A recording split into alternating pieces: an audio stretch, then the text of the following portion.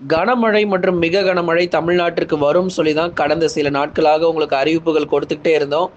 நேற்றைய தினத்தில பார்த்திருப்பீங்க. எத்தனை மாவட்டங்கள்ல கனமழை பதிவாச்சுன்னு நெறைய பகுதிகள்ல கனமழையானது வெளுத்து வாங்கியிருக்கிறது.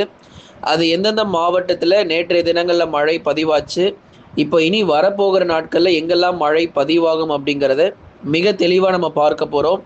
தயவு செய்து எல்லா நாளும் வானிலை அறிக்கை கேளுங்க. இப்போ உங்க பகுதிகள்ல வெயில் மட்டுமே தான் இருக்கு அப்படின்னு நெறைய பேர் சொல்லியிருந்தீங்க. எல்லா நாளும் இதே வெயில் மட்டுமே இருக்க போறது கிடையாது. உறுதியாக மழைன்னு ஒண்ணு வரும். அது எந்த தேதியில வருங்கிறத தெரிஞ்சுக்கோங்க. அதுக்கு நீங்க சப்ஸ்கிரைப் பண்ணா மட்டும் தான் முடியும். யார் யாரெல்லாம் புதுசா பார்க்குறீங்களோ, நீங்க மறக்காம சப்ஸ்கிரைப் பண்ணி வச்சுக்கோங்க. அப்பதான் உங்களுக்கு அடுத்து வரக்கூடிய ஏப்ரல் மாதத்துல, மே மாதத்துல எந்தெந்த தேதியில உங்களுக்கு வந்து மழை வாய்ப்புகள் இருக்கும் அப்படிங்கிறத நீங்க தெரிஞ்சுக்க முடியும். இது வெறும் மார்ச் 1ஆம் தேதி, 2ஆம் தேதியோட முடியிற மழை கிடையாது. அதுக்கடுத்து நிறைய வெப்பசலன மழை காத்திருக்கு. கோடை காலங்கள்ல வெயிலுடைய தாக்கம் என்னதான் ஒரு பக்கம் அதிகமா இருந்தாலும், மழை வாய்ப்புன்னு ஒண்ணு தமிழ்நாடு முழுவதுமாகவே இருக்க தான் செய்யும். அதுல வந்து ஒரே நேரத்துல எல்லா மாவட்டத்திலயும் மழை பெய்யாம, அந்தந்த தேதிகள் அதாவது குறிப்பிட்ட சில நாட்களுக்கு மட்டும் மழை வந்து சில பகுதிகள்ல பதிவாகும். அதை தான் நம்ம ஒவ்வொரு நாளும் இப்ப அறிவிப்புகள்ல கொடுத்துக்கிட்டே இருக்கிறோம். நண்பர்கள், உறவினர்கள் எல்லாருக்கும் தெரியப்படுத்தி ஷேர் பண்ணுங்க. மறக்காம எல்லாரும் அந்த லைக் பட்டனை கிளிக் பண்ணுங்க. ஏதோ ஒரு சில பேர் மட்டும்தான் அந்த லைக் பட்டன் கிளிக் பண்றீங்க. லைக் பட்டனை கிளிக் பண்ணி தொடர்ந்து சப்போர்ட் பண்ணுங்க. தமிழகத்தில் பரவலான சில மாவட்டங்களில் கனமழை பெய்ய தொடங்கி இருக்கிறது. அதுதான் நம்ம நேற்றைய தினத்திலையும் பார்த்தோம். கனமழை உறுதியாக வரும்னு சொல்லி எந்தெந்த மாவட்டத்தில் மிக கனமழை எச்சரிக்கை இருக்கு, எந்தெந்த மாவட்டத்தில் கனமழை இருக்குன்னு சொல்லி நேற்றைய தினத்தில் நம்ம பார்த்தோம். இன்னைக்கு நமக்கு எந்தெந்த மாவட்டத்தில் இப்போ மழை பதிவாயிருக்குங்கிறத சொல்லிட்டு அதுக்கப்புறம் வரக்கூடிய நாட்களில் எப்போ உங்களுக்கு எந்த தேதிகளில் எந்தெந்த மாவட்டத்தில் மிக கனமழை மற்றும் கனமழை பதிவாகும்னு சொல்லிடலாம். ஏன்னா இந்த கடந்த 24 மணி நேரத்தில் மழை வாய்ப்பை சொல்லிட்டோம் அப்படின்னா எல்லாருமே புரிஞ்சுப்பீங்க எந்தெந்த மாவட்டத்தில் மழை வந்து அதிகரிச்சிருக்குன்னு. முதலாவதாக ராமேஸ்வரம் பகுதிகளில் ராமநாதபுரம் மாவட்டத்தில் ராமேஸ்வரம் என்ற பகுதியில் 7 சென்டிமீட்டர் மழை பதிவாயிருக்கு.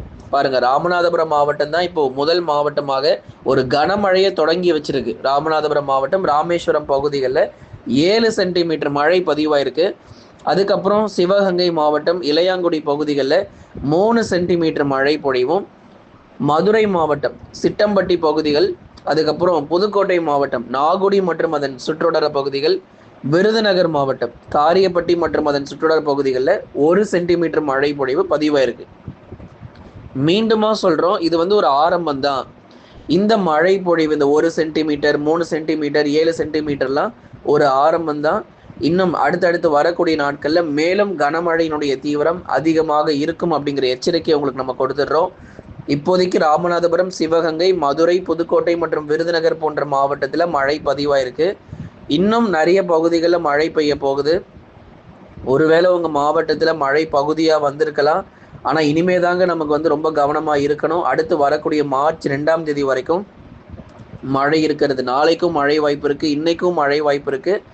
அதை தொடர்ந்து அடுத்து வரக்கூடிய மார்ச் 2ஆம் தேதிக்குள்ள தென் மாவட்டத்தில் நிறைய பகுதிகளில் கனமழை பொறுத்த வரைக்கும் ரொம்பவே தீவிரமாக பதிவாக ஆரம்பிச்சிடும். தமிழகத்தில் அடுத்து வரக்கூடிய மார்ச் 2ஆம் தேதி வரை இந்த கனமழையானது தொடர்ந்து நீடிக்க போகுது. அதனால சில இடங்கள்ல வெயிலுடைய தாக்கம் அதிகமாக இருந்தாலும் கவலைப்படாதீங்க, மழை வாய்ப்புகள் உறுதியாகி இருக்கிறது. சரி, எங்கெங்கெல்லாம் இந்த மழை பொழிவுகள் ரொம்ப தீவிரமாக இருக்கும் அப்படிங்கிறதையும் இப்போ நம்ம தெளிவாக பார்த்துடலாம். முதலாவதாக டெல்டா மாவட்டங்கள்.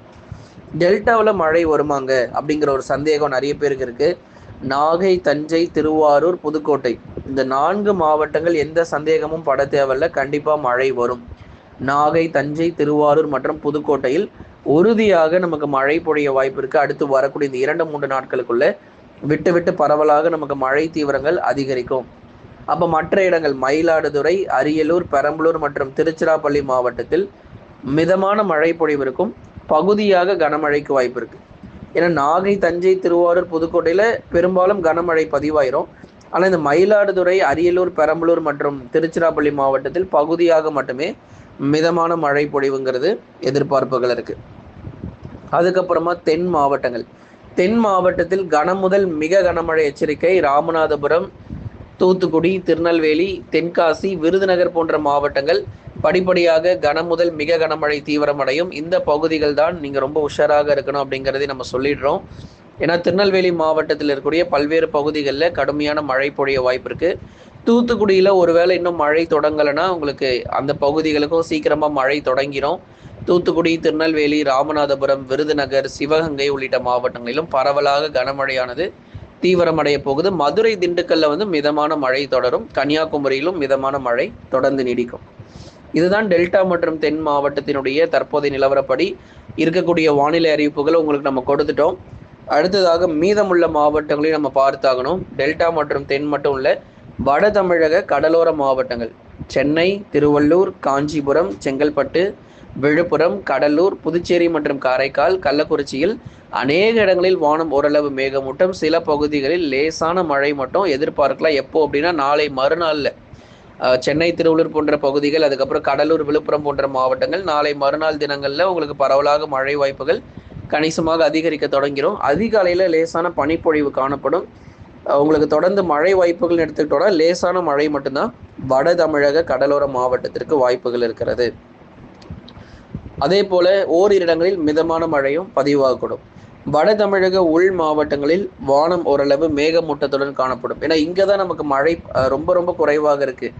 வேலூர், திருப்பத்தூர், ராணிப்பேட்டை, திருவண்ணாமலை, சேலம், நாமக்கல், கரூர், திருப்பூர், ஈரோடு, கிருஷ்ணகிரி மற்றும் தருமபுரி, இங்கெல்லாம் நமக்கு மழை தீவிரங்கள் ரொம்பவே குறைவுங்கிறத முன்னாடியே நம்ம சொல்லிட்டோம். ஏன்னா நீங்கள் அதிக மழை எதிர்பார்க்க முடியாது. கிருஷ்ணகிரி, தருமபுரி, வேலூர், திருப்பத்தூர், ராணிப்பேட்டை, திருவண்ணாமலை, சேலம், நாமக்கல், கரூர், திருப்பூர், ஈரோடில் இருக்கிறவங்கெல்லாம் அதிக மழை எதிர்பார்க்க முடியாது.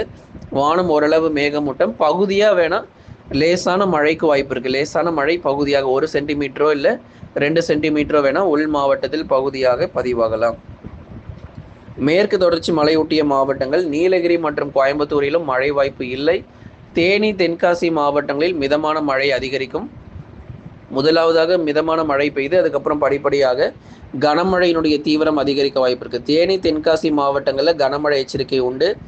வரும் நாட்களில் உங்களுக்கு மழை பெய்யும், கவலைப்படாதீங்க.